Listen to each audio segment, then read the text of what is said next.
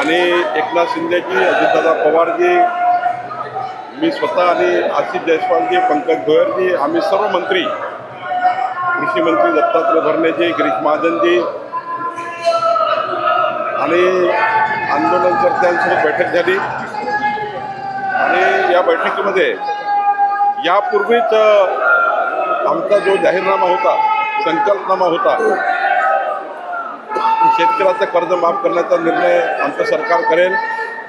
काल माननीय मुख्यमंत्र्यांनी दोन महत्त्वाचे निर्णय केले।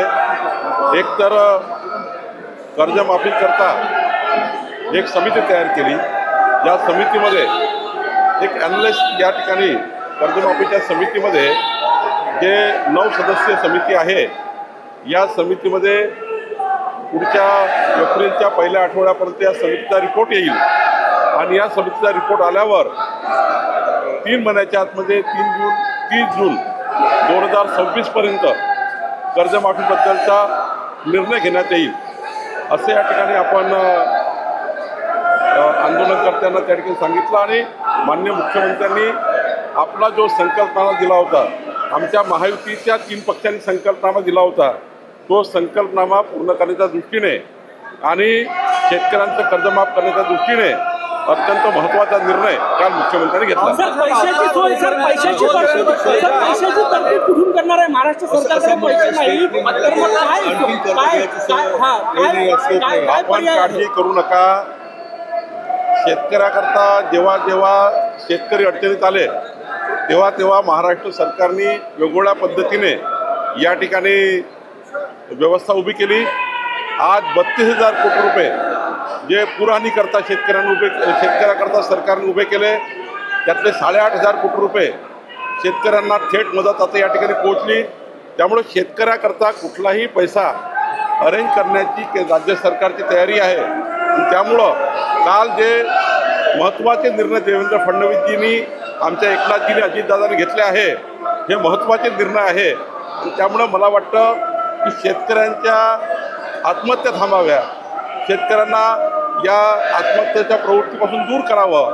आणि आमचा जो निवडणुकीच्या काळात जो आम्ही संकल्प केला होता की शेतकऱ्याची कर्जमाफी होईल करायची, पण आमचा या ठिकाणी महत्त्वाचा उद्देश काय आहे, ज्या शेतकऱ्याला खऱ्या कर्जमाफीची गरज आहे, ज्यांचे फार्म हाऊस आहे, मोठे मोठे घरं शेतामध्ये आहेत, त्यांनी कर्ज उचललं आहे, तर आंदोलनकर्त्यांनी हे मान्य केलं की हे खरं आहे, सरसकट कर्जमाफीमध्ये ज्या लोकांना कर्जमाफ करण्याची गरज नाही आहे त्यांना लाभ होतो। त्यामुळे त्यांनी मान्य केलं की याचे निकष असले पाहिजे। ही समिती जी आहे 9 सदस्यीय, ही समिती निकष ठरवेल, कारण कर्जमाफीचा केस टू केस निर्णय केला पाहिजे। अल्प उधारकाकरता काय, अत्यल्प उधारकाकरता काय, 40 वर्ष ज्यांनी त्या ठिकाणी कर्ज घेतलं पण त्यांचं कर्ज संपत नाही पूरहानीमुळे किंवा वेगवेगळ्या व्यवस्थेच्यामुळे, अडचणीमुळं, त्यामुळं त्याही शेतकऱ्यांना पहिलं मदत झाली पाहिजे। एकीकडे रब्बी पिकाला थेट मदत शेतकऱ्यांना करणे आणि दुसरं आमच्या संकल्पनामामध्ये दिलेला वचन पूर्ण करणे, याकरता मुख्यमंत्र्यांनी काल निर्णय घेतले। आणि समितीला हे मान्य होतं की जे धनदागड्या लोकांची कर्जमाफी होणे, जे अत्यंत गरीब लोक आहेत, ज्यांना त्या ठिकाणी कर्जमाफीची गरज आहे, त्यांचीच कर्जमाफी झाली पाहिजे, हाही त्या ठिकाणी मुद्दा महत्त्वाचा होता।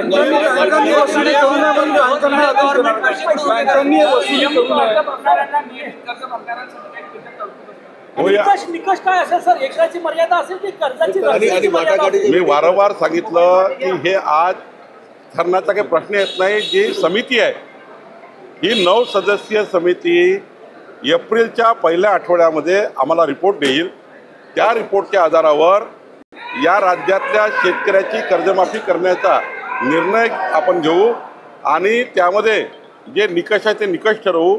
पण प्रश्न असा आहे की एकच मुद्द्यावर सर्वांचं एकमत आहे, कोणत्याही परिस्थितीमध्ये ज्या शेतकऱ्याला खऱ्या कर्जमाफीची गरज आहे त्या शेतकऱ्याची कर्जमाफी झाली होय।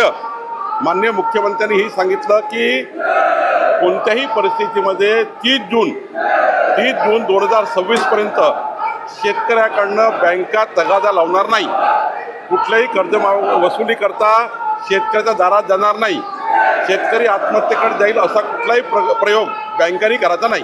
बातचीत के समय गवर्नमेंट ने ऐसा कहा कि अभी एक्स्ट्रा डेट आणखी कर्ज घेऊ शकत नाही, इमीडिएटली एक्शन। आपको किसने बताया? मैं पूछ रहा हूँ, ऐसा नहीं बोला ना। आपने ऐसा क्यों बोलते हो? पूछा मैं।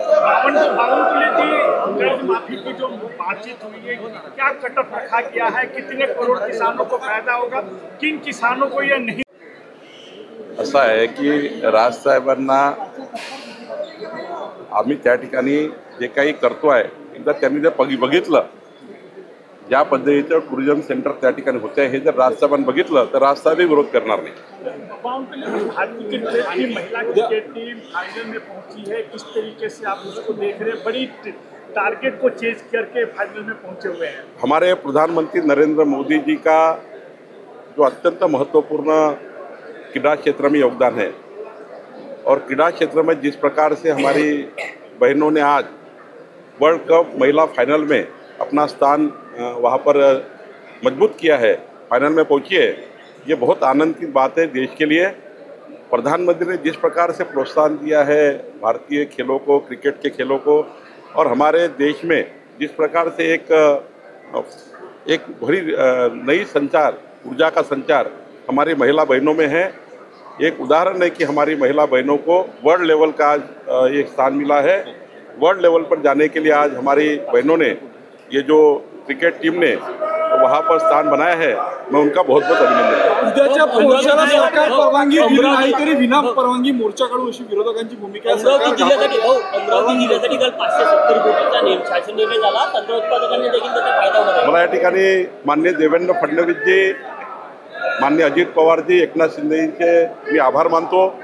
अमरावती जिल्ह्याचा पालकमंत्री म्हणून मला जो या ठिकाणी आम्ही सर्वे केला, आमच्या जिल्हाधिकाऱ्यांनी सततच्या नापिकीमुळं, सततच्या पावसामुळं जे नुकसान झालं होतं, आमचे सर्व आमदार आणि मी माननीय मुख्यमंत्र्याला या ठिकाणी निवेदन दिलं।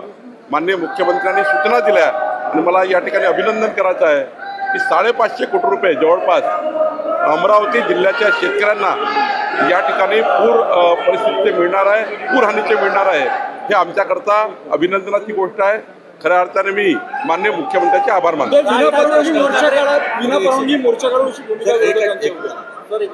बिना परवानगी मोर्चा काढला तर शासनाच्या नियमाप्रमाणे जो त्या ठिकाणी कारवाई ती होईल, पण त्या ठिकाणी मोर्चे करायला आम्ही थोडी थांबवलाय। पिछले दोस्त के लिए आए तो उसमें भी निकष थे, तो वो फेल हुए थे, उसमें भी निकष थे कि अमीर किसानों को नहीं मिलना चाहिए। मैं वही कह रहा हूँ कि आपको बार बार वही कह रहा हूँ कि 2 कर्ज माफी में जो फेल हुआ है और बाद में कर्जा बढ़ा है, इसी के लिए ये 9 सदस्यीय समिति बनाई गई और इसका रिपोर्ट वो 2 कर्ज माफी के आधार पे भी उस वक्त पढ़ाई करने बोला है। अच्छा। कि 2 कर्ज माफी करने के बाद भी किसान कर्जे में क्यों जा रहा है, क्यों जा रहा है किसान कर्जे में?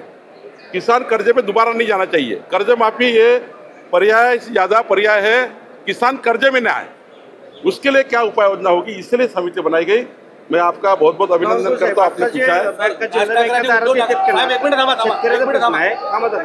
है। अधिकाऱ्यांची आहे, त्या समितीने अत्यंत महत्त्वाच्या शिफारसी करायला सांगितलेल्या आहे। आत्ताच्या कर्जमाफीबद्दल काय, पुढे कर्ज होऊ नये याबद्दल काय, याबद्दल चर्चा होणार आहे। त्यामुळे वडेट्टीवार काय म्हटले, हे काय म्हटले, याच्यात आम्हाला काही औचित्य नाही आहे। सरकारला दिलेला शब्द पूर्ण करायचा आहे, संकल्पनामा पूर्ण करायचा आहे, शेतकऱ्याला दिलेलं वचन आम्हाला पूर्ण करायचं आहे। आमचे मुख्यमंत्री देवेंद्र फडणवीसजींनी काल निर्णय घेतला आहे, आंदोलनकर्त्याला ते मान्य आहे आणि त्यामुळं शेतकऱ्यांच्या बाजूने निर्णय झालेला आहे, शेतकऱ्याच्या हिताचा निर्णय झाला आहे।